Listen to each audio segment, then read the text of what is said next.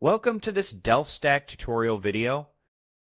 In today's tutorial, we will learn how to post images in Discord. Posting images in Discord is simple. First, open the server or direct message where you want to share the image. In this example, I'm posting an image in a server. Click on the plus icon, then select Upload a File. Choose the image you want to upload.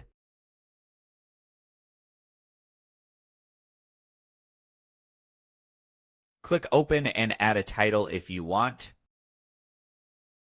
For example, you can add a caption like cars, then press Enter. Discord supports common image formats like PNG, JPEG, and GIF.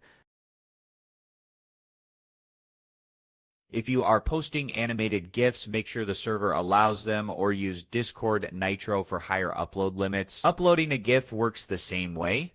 Click the plus icon and choose Upload a File. Select the GIF you want to upload.